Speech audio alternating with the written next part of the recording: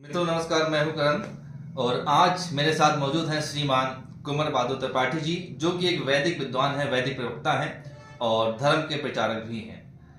और जैसा कि आप लोग जानते हैं कि होली का त्यौहार निकट आ चुका है, होली आने वाली है और इसी में एक बॉलीवुड एक्ट्रेस हैं फराह खान, जिनका वक्तव्य सामने आया है। उन्होंने कहा है कि होली छपरियों का त्यौहार है, यानी कि सभी बेवकूफ लोगों का, टपोरी लोगों का त्यौहार है। तो श्रीमान जी, आपसे मैं जानना चाहूंगा कि इस वक्तव्य को आप किस प्रकार से देखते हैं, इस पे आपकी क्या प्रतिक्रिया है? क्या होली किस तरह का त्यौहार है, इस पे आप जरा बताएं। नमस्ते जी।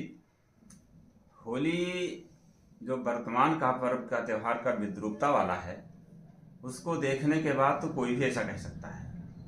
जो अभी आपने कहा कि कुछ लोगों का आक्षेप है कि यह त्यौहार हुड़दंग वालों का है या जो है छिछोरे लोगों का है, तो वर्तमान में इसमें जो विसंगतियां आ गई हैं, विद्रूपताएं आ गई हैं, उसके आधार पर तो कोई भी ऐसा कमेंट कर सकता है। क्योंकि होली का जो मूल रूप है, जो मूल तत्व है होली पर्व का, वो ऐसा है ही नहीं। ऐसा न जानने की वजह से लोग ऐसा कहते हैं। तो ऐसे तो तमाम से त्यौहार जो दूसरे संप्रदाय में हैं, उनके भी स्वरूप काफी विकृत हैं और उन पे भी आरोप लग सकते हैं। हाँ, विकृत है, लेकिन बाकी अन्य त्योहारों का मूल भी उसी तरह है। हमारा जो होली का पर्व है वो मूलतः ऐसा नहीं, ऐसे विद्रूपता आई है। बाकी अन्य जो पर्व हैं वो विकृति का, उनका रूप ही ऐसा है। जैसे बलि वाले संबंधी जितने हैं त्योहार हैं, उसमें कौन सा आप संशोधन करें, कौन सी विद्रूपता आई है, लेकिन होली में ऐसा नहीं है। होली एक प्राचीन वैदिक पर्व है, जो कृषि आधारित पर्व है अपने भारतीय परंपरा का। हमारी भारतीय परंपरा के जितने भी पर्व हैं उनका संबंध कृषि, ऋतु, मौसम और स्थान से संबंध रखता है जी, ये जो है विशेषता है हमारे भारतीय पर्वों की। जितने भी पर्व हैं वो कृषि के ऊपर निर्भर हैं, हमारे जितने भी पर्व हैं, क्योंकि ये भारत हमारा गौवंश और कृषि पर आधारित देश है।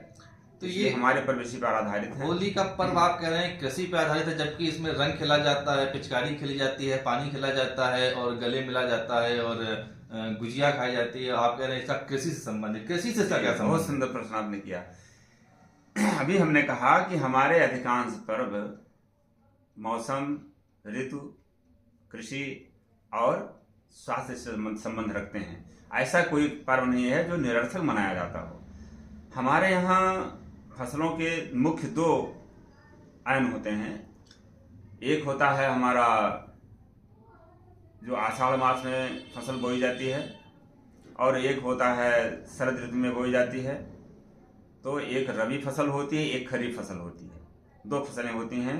एक को कहते हैं हम श्रावणी, एक को कहते हैं आषाढ़ी।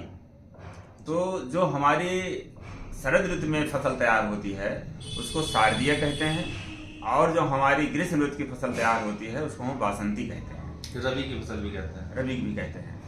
तो जो नया अन्न पैदा होता है, शस्य कहते हैं फसल को, और इष्ट कहते हैं इच्छित को, और नौ माने नया। तो हमारे दो पर्व हैं कृषि आधारित जी, जिसको पहला पर्व है हमारा शारदीय नव शस्येष्टि पर्व, और दूसरा है वासंती नव शस्येष्टि पर्व। तो यानी कि बासंती नवषष्ठी पर्व ये होली का पर्व है जी। और शारदीय नवषष्ठी पर्व ये दीपावली का दीपावली पर्व है। वो दोनों कृषि पर आधारित हैं। हालांकि अन्य त्योहार भी कृषि से संबंधित हैं, पर ये दो त्योहार मूल रूप से क्योंकि इसके दौरान हमारी फसलें तैयार हो जाती हैं। जी जी, इसलिए जो है इसको हम मूलतः कृषि पर आधारित कहते हैं। बात रही जो इसके साथ में आपने और चीजें जोड़ी कि इसमें रंग खेलते हैं, उसका भी इसके साथ संबंध है। जैसे हमारी शारदीय नवषष्ठी पर्व मनाया जाता है जब धान की फसल तैयार होती है, खील तैयार होती है, सावा कोदो इत्यादि तैयार होते हैं, तो दीपावली में हम वो पर्व मनाते हैं। हाँ, उसमें वो सब चढ़ता भी है, उसकी हाँ, घर में भी आता है। आहुति देते हैं। इसी तरह जब हमारी वासंती फसल तैयार होती है, जिसका मुख्य फसल जौ है, जिसको जौ कहते हैं जी, जब ये फसल हमारी तैयार होती है, इसकी फसल से शुरुआत होती है, उसके बाद सारी फसलें पकने लगती हैं वासंती की। तो जब हमारी ये फसल तैयार होकर के घर में आने वाली होती है, तो उसकी खुशी में, आमोद प्रमोद में हमारे भारतीय लोग इस पर्व को मनाते थे। हमारे यहाँ विधान है कि कोई भी फसल जब तैयार हो जाए, जब तक उसको देवताओं को, अग्नि को या यज्ञ अन्य में। जो या जो हमारे सन्यासी हैं, ब्राह्मण हैं, मतलब मुख्य रूप से यज्ञ में न प्रयोग कर लिया जाए, तब तक उसको छूता कहते हैं या अछूता कहते हैं, अर्थात वो खाने योग्य नहीं है। जब तक ऐसा नहीं करते हैं तब तक हमारे यहाँ भोजन वो नहीं के लिए यूज नहीं किया जाता तो है। यही कारण है कि होली पर एक होलिका से जलती हैं, और घरों में भी जो है एक छोटा सा हवन टाइप का जो उपलों से होता है, और दीपावली पे भी हम लोग देखते हैं अग्यारी होती है। मेरे ख्याल से पहले हवन होता रहा होगा पहले प्राचीन काल में। हाँ, प्राचीन काल में भी हवन होता था, और आज भी जो आज परंपरा के पोषक हैं वैदिक सिद्धांतों को मानने वाले, जैसे आर्य समाज है आपका, तो आर्य समाजी लोग दीपावली के दिन में बृहद यज्ञ करते हैं और उनमें विशेष मंत्रों से आहुतियां दी जाती हैं। और होलिकोत्सव के दिन भी आर्य समाज बृहद यज्ञ करता है, और उसमें अनेक प्रकार की औषधियों के साथ जौ के पंचांगों समेत आहुतियां दी जाती हैं। ये आज भी परंपरा है, ऐसी बात नहीं है। जो लोग भूल गए हैं, लेकिन अभी भी आर्य परंपरा के कुछ लोग उसको जीवित किए हुए हैं। एक चीज और कि आपने कहा ये कृषि से संबंधित है ये त्योहार, तो जबकि हम लोग जब पौराणिक दर्शन पढ़ते हैं या जो लोक कथाएं हैं उनको सुनते हैं, तो उसमें आता है कि प्रहलाद के समय से होली का मनाया जाना प्रारंभ हुआ। तो ये होली का मनाया जाना कब से प्रारंभ हुआ? प्रहलाद के समय में? तो उससे पहले क्या कृषि नहीं होती थी या क्या, इसमें आप बताएंगे? इसके पीछे कारण दूसरा है। इतिहास को जो है प्रकृति से जोड़ दिया गया है, इसलिए भ्रांति चल पड़ी। प्रहलाद के पिता का नाम था हिरण्यकश्यप जी। संस्कृत में व्याकरण का एक नियम है जिसमें किसी शब्द का आदि अक्षर अंत में चला जाता है और अंतिम अक्षर आद्य में आ जाता है, एक नियम है जी। इसी तरह पश्यक शब्द है संस्कृति का, पश्यकः, पश्यकः का अर्थ होता है देखने वाला जी। और पश्यकः पर जब यह व्याकरण का नियम लगता है तो उससे शब्द सिद्ध होता है कश्यपः। जी। पा पीछे चला जाता है अंतिम में और का पहले आ जाता है, तो शब्द क्या बन जाता है? कश्यपः। कश्यपः। उस नियम से पश्यकः से क्या बना? कश्यपः। कश्यपः अर्थात देखने वाला, और हिरण्य सोना। सोना। हिरण्यकश्यप जो शब्द आया है यह हमारे ब्राह्मण ग्रंथों में भी आया है, वेदों में भी आया है। हिरण्यकश्यप का अर्थ है सोने को देखने वाला, जिसकी इच्छा सोने को देखने की हो। सोना का मतलब केवल जो हमारा एक कलधौत है, स्वर्ण है, यही सोना नहीं है। हिरण्य कहते हैं जो हमारी सुनहली फसलें हैं। जब हमारी फसल पककर तैयार होती है, गेहूं और जौ की बालियां चमकती हैं, हाँ, तो सोने जैसी लगती हैं, तो हिरण्यकश्यप किसान के लिए भी प्रयोग किया गया है। हिरण्यकश्यप का अर्थ है किसान। जी जी जी। क्योंकि वो उन सुनहली फसलों को देखना चाहता है, प्रयास पसंद करता है, देखता है अपनी फसलों को, इसलिए हिरण्यकश्यप कौन है? किसान। किसान भी हिरण्यकश्यप है। हिरण्यकश्यप किसान है। और प्रहलाद प्रकृष्टेन आह्लादा, जो विशेष प्रकार के आह्लाद उत्पन्न करे, अर्थात जो हमारी फसल तैयार होती है, जो उसके दाने हैं वो किसान को बहुत ही आह्लादित करते हैं। कैसे? जैसे अपना बालक। तो प्रहलाद क्या है? किसान का बीज है, उसका जो बीज है, उसका बालक है, पुत्र है, उसका प्रोडक्शन है, उसका उत्पादन है, तो अपने बालक की तरह है और उसको आह्लाद देता है, आनंदित करता है, तो यह उसका बालक है। ये रूप का अलंकार में आया है कि हिरण्यकश्यप जो सोना को देखना पसंद करता है वो अपने बालक को, अर्थात जब बाली तैयार होती है भून करके, तो जब बाली हमारी पक्वा अवस्था में पहुंचने वाली होती है, जिसको हम ग्रामीण भाषा में अपने क्षेत्र में कहते हैं गद्दर। जी, ग्रामीण भाषा में गद्दर कहते हैं कि गदरा गई, फसल गदरा गई है। अर्थात न वो बिल्कुल पका अन्न तैयार हुई है, न वो कच्चा है, न वो कच्चा है, दूधिया है, लेकिन दूध पक गया है, खाने लायक हो गया है, तो बहुत पौष्टिक होता है। तो ऐसी अवस्था में जब हम उसको भून कर तैयार करते हैं तो हमें आनंद भी देता है, आह्लाद भी देता है, पौष्टिक भी होता है। तो किसान क्या करता है? हिरण्यकश्यप क्या कर रहा है? अपने बालक को आग में जला रहा है। अच्छा, तो वही होली में जलाया जाता है बालियां चने की, और प्रहलाद बालक है जो है। हाँ। और किसान उस बालक को जला रहा था, प्रहलाद को आग में जला रहा है। और उसके पहले क्या किया उसने? सिंचाई की, पानी डाला, सब डाली, जैसे बताते हैं पर्वत से गिराया, पानी में डुबोया सब, तो उसकी जो अब तक परवरिश की गई सब उसको तपाया। अब जब तैयार हुआ वो बालक, तो अब उसको आग में जला दिया।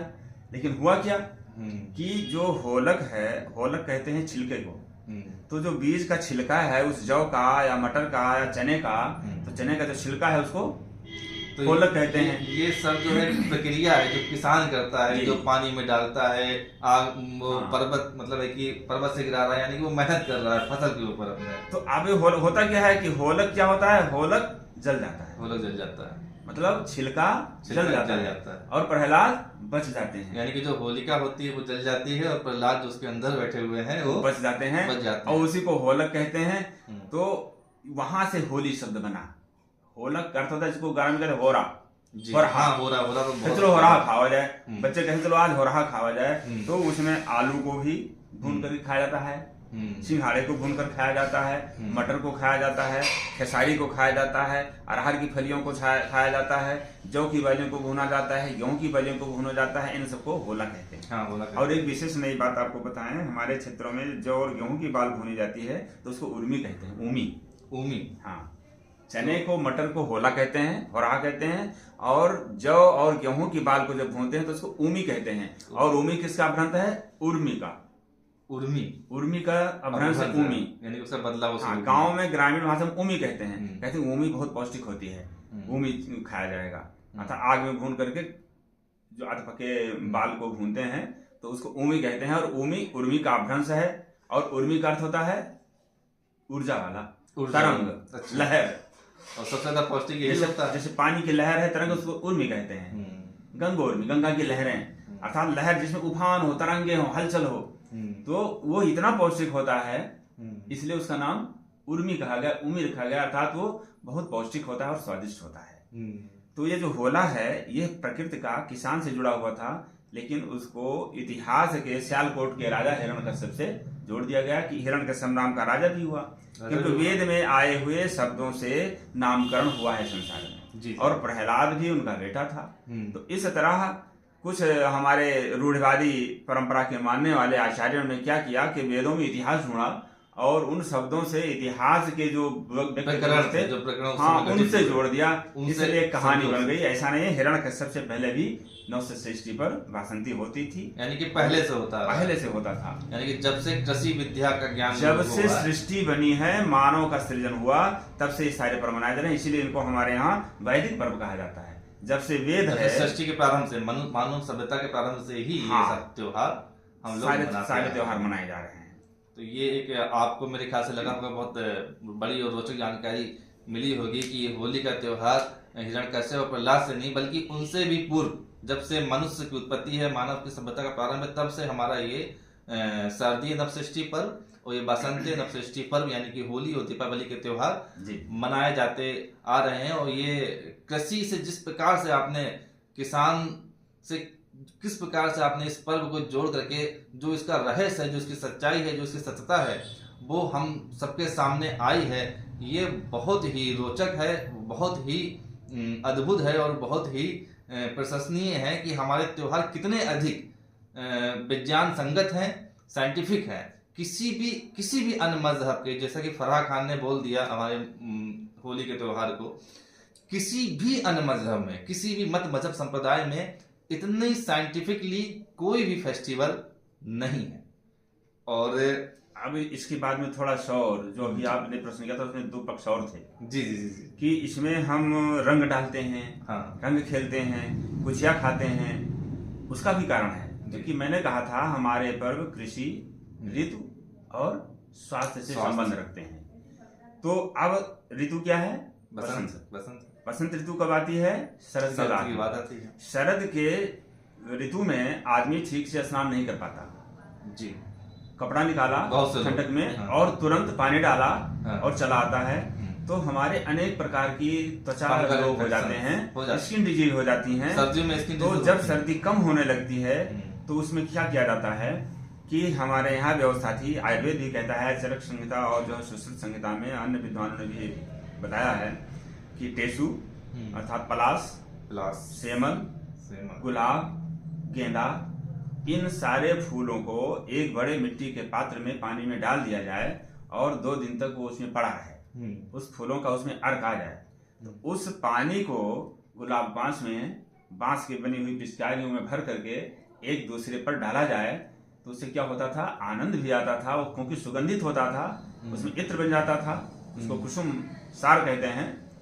उस कुसुम सार से जब हम स्नान करते थे तो हमारे शरीर की जितनी त्वचा की बीमारियां होती थी सब ठीक हो जाती थी और शरीर सुगंधित हो जाता, सुवासित हो जाता था। उत्तन में भी ये सब चीजें पड़ती हैं। हाँ, यानी और कि तो आप सही कह रहे हैं बिल्कुल। और इससे क्या होता था कि हमारा शरीर हल्का हो जाता था। फिर होली के एक दिन पहले ये रिवाज था, आज भी गाँव में है जिनके यहाँ सुविधा है, लोग आलसी नहीं है, लेकिन अभी मेरे तक 4-6 साल पहले तक मेरी पत्नी जब तक शरीर में ताकत बढ़ जाती तब तक होली के एक दिन पहले जिस दिन आग लगती थी उस दिन परिवार के सभी सदस्यों को उबटन लगता था। उबटन लगता इसी था। से बंद कर दिया। हाँ, तो सरसों उबाला जाता था, सरसों में कसूर डाला जाता था, सरसों में हल्दी डाली जाती थी, और एक जो होती है कटीली पीली कटैया जिसको हम स्वर्णशीरी कहते हैं, गांव में भरभंडा कहते हैं, उस भरभंडा की जड़ को उबाल कर डालते थे उसमें। उसको डालने से किसी प्रकार की इसके बीज हो, खुजली, वो ठीक हो जाती थी। तो उबटन लगाया जाता था ताकि सारी त्वचा जो है मतलब मैल जो है निकल जाए। लेकिन अब वही विद्रूपता आ गई कि लोग उस रंग के बजाय जो फूलों के रंग के, फूलों रंग के बजाय जो है कृत्रिम रंग खेलने लगे, पेंट लगाने लगे, कीचड़ लगाने लगे, गोबर फेंकने लगे, नाली का कीचड़ जो है उछालने लगे। ये सब चीजें विद्रूपता आ गई जिससे आदमी उस सच्चे स्वरूप को भूल गया और ऐसे प्रश्न करने लगा। दूसरी जो गुजिया वगैरह जब हमारे ऋतु में बदलती हैं तो हमारे जो पाचन तंत्र है उसकी जठराग्नि है वो भी बदलती है जी। तो गांव में जब कोई किसी को प्रणाम करता है, नमस्ते करता है या नवान्न होता था हमारे यहाँ, ये शुरू हो जाता है माघ से।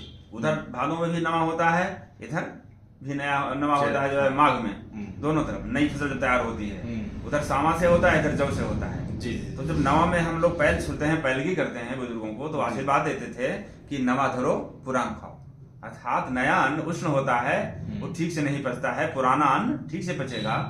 तो उस डाइजेशन को सही करने के लिए अब चैत का महीना आएगा, नई फसल तैयार होगी, फागुन का महीना है, शरद ऋतु बीत रही है, तो उस अपने पाचन तंत्र को सही करने के लिए क्या करना है, हमको रेचक पदार्थ लेना है जिसको जुलाब कहते हैं। तो गुड़ के आटे से बना हुआ जो भोज पदार्थ है जिसको गुलगुला कहते हैं, पुआ कहते हैं। तो जो गुलगुला होता है वो रेचक होता है। जो खोए वाली गुजिया है वो स्वादिष्ट है, लेकिन जो पिचक्का कहते हैं, पिचकारी कहते हैं, गुण वाली, उसका विधान है होली के पर्व में खाने का, जिसमें सोंठ, काली मिर्च और गुड़ भर करके बनाई जाती थी गुजिया। वो हो स्वास्थ्यवर्धक क्योंकि वो रेचक का काम करती है। आपको हाँ, वो वाली गुजिया खाने जब हम आज खाएंगे तो कल मुझे दस्त आएगी, मेरा पेट साफ हो जाएगा, लेट्रिन साफ हो जाएगी। जबकि खोए वाली गुजिया जो खाई जाती है 3 दिन लेट्रिन नहीं होगी, वो और मलबद्धता बढ़ाती है, वो कोष्ठबद्धता करती है। तो ये उद्देश्य था कि हम गुजिया पिचकारी जरूर खाएंगे, गुलगुला जरूर खाएंगे होली में। क्यों? क्योंकि मुझे डाइजेशन सही करना है। रंग जरूर खेलेंगे क्योंकि स्किन डिजीज समाप्त करनी है। होलिका दहन में जाएंगे, वहां क्या करेंगे, जौ की बाली डालेंगे, अलसी डालेंगे और हवन सामग्री डालेंगे ताकि पर्यावरण हमारा जो है सामूहिक रूप से शुद्ध हो। हम दैनिक तो करते ही हैं, लेकिन सामूहिक रूप से भी पर्यावरण को शुद्धि के लिए हम क्या करते हैं, उसमें हवन सामग्री अच्छी डालते थे, लेकिन स्वरूप बिगड़ गया। अब लोग दरवाजा उखड़ कर डाल देते हैं, किसी के तखत डाल देते हैं, किसी की चारपाई डाल देते हैं। ये गलत चीजें हैं, ये वैदिक पर्व नहीं बताता है। हाँ, इन रूपों को देखकर कोई भी आलोचना कर सकता है, लेकिन ऐसा नहीं। देखिए, एक चीज और भी है, जैसे कि ये जो बसंत का ऋतु इस समय चल रही होती है होली के समय में, तो इससे जस्ट पहले पतझड़ की ऋतु आती है, और पतझड़ में जब ऋतु आती है तो तमाम सारी सूखी टहनियाँ, लकड़ियाँ जंगलों में बिखर जाती हैं, बहुत ज़्यादा भर जाती हैं, जिससे कि आने वाले ग्रीष्म ऋतु में आग लगने और आग फैलने की संभावनाएं बहुत अधिक बढ़ जाती हैं। तो यह कारण भी है जो होलिका बहुत बड़ी सी जलाई जाती है, बहुत बड़ा यज्ञ, बहुत बड़ा हवन हो जाता है, तो लोग हरे भरे पेड़ काट के उसमें लगा देते हैं। ऐसा पहले इसलिए था क्योंकि पहले उनको जंगल साफ करने होते थे। जो टहनियाँ फैल गई हैं जंगलों में बहुत ज्यादा पतझड़ के कारण, एक्स्ट्रा जो लकड़ियां फैल गई हैं, जिससे कि आगे आग लगने की संभावना है, आग फैलने की संभावना है, उनको इकट्ठा करके एक बृहद होलिका जलाई जाती थी संभवतः, मुझको ऐसा लगता है। नहीं, ये केवल संभावना है, लेकिन ऐसा नहीं। होलिका का जो स्वरूप था, विधिवत यज्ञ कुंड बनता था सामूहिक बड़ा सा, और उसमें संध्याएं चयन की जाती थी, आम, पलाश, बरगद, गूलर, ये पत्ती उसमें नहीं डाली जाती थी। इन पत्तियों का प्रयोग नहीं, उस समय टहनियाँ भी, नहीं। हाँ टहनियाँ जो संविधाएं हैं उन संविधाओं का प्रयोग होता था। ये तो बाद में शुरू आ गया है। जो हमारी वनस्पति की लकड़ियां होती थी उनको हम संजो कर रखते थे, क्योंकि हमारी परंपरागत वो ईंधन थे, वो हमारे भोजन बनाने में प्रयोग आती थी, एक्स्ट्रा कभी नहीं रहती थी। ऐसा नहीं है।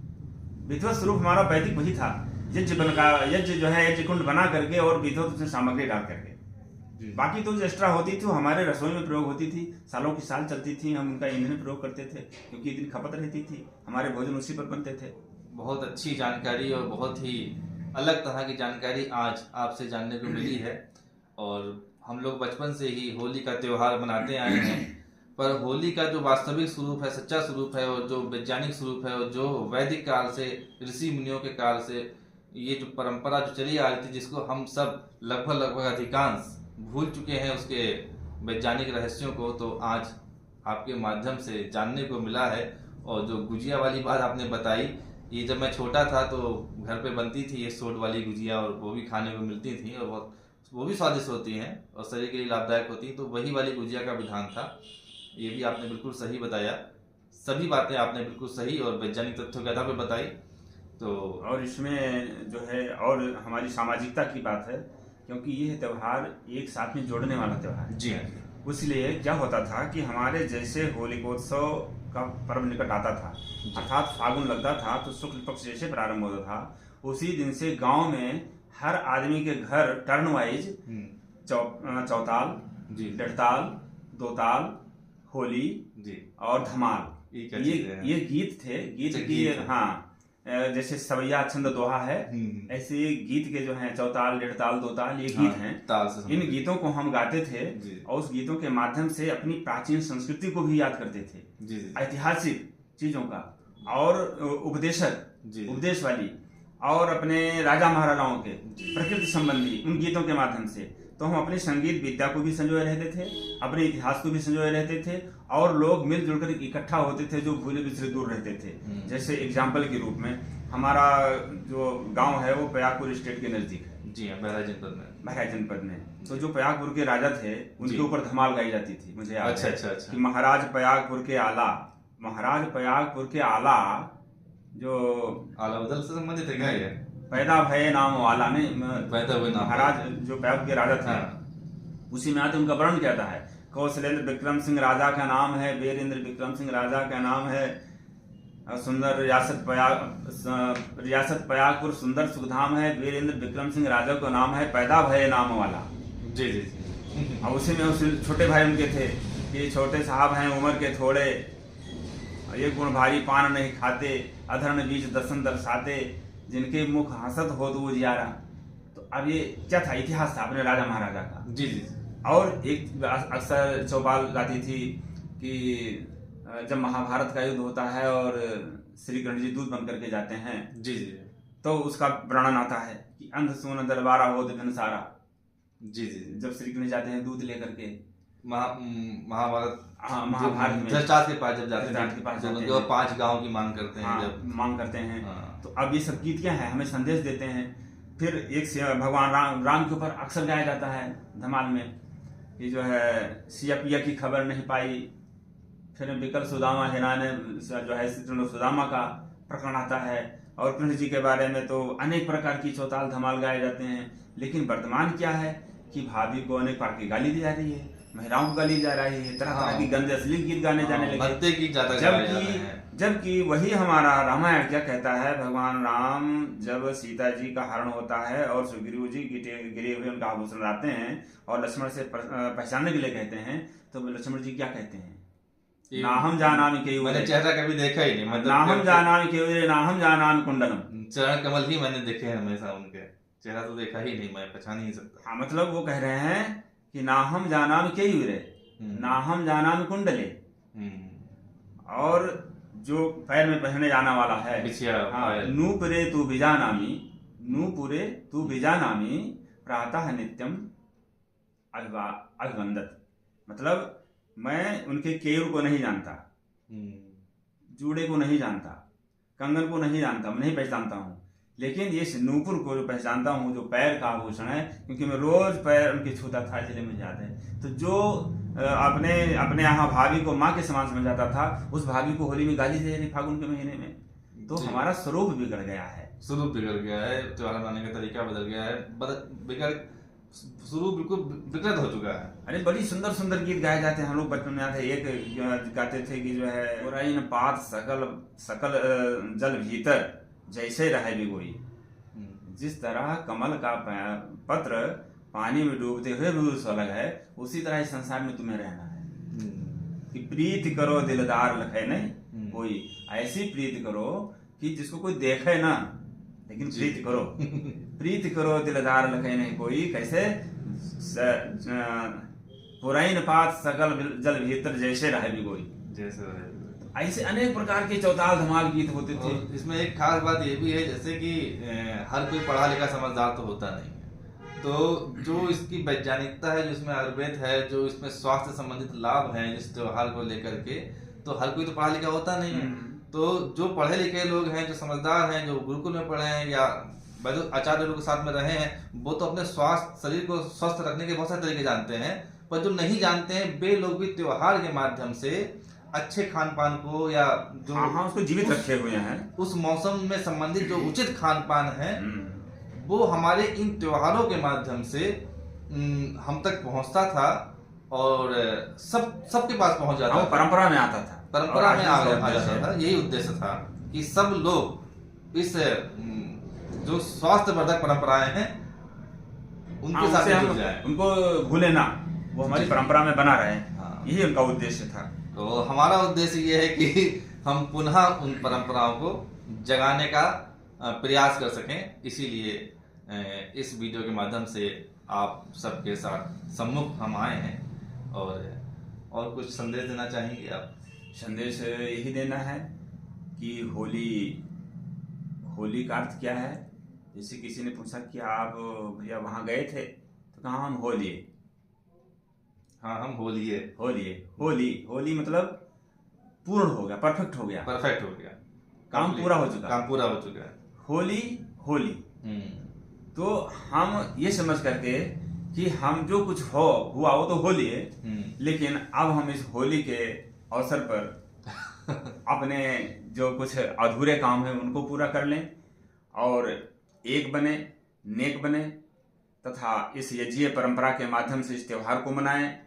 हम भी अच्छे अच्छे सुंदर सुंदर गीतों को गाएं, गुनगुनाएं, पुष्टिवर्धक, रोग निवारक, अनेक प्रकार की औषधियों से युक्त सामग्रियों से हवन करें, अपने बड़ों का आदर करें, जो अपने से छोटे हैं उनको गले लगाएं, जो समकक्ष हैं उनसे आह्लाद पूर्वक मिलें।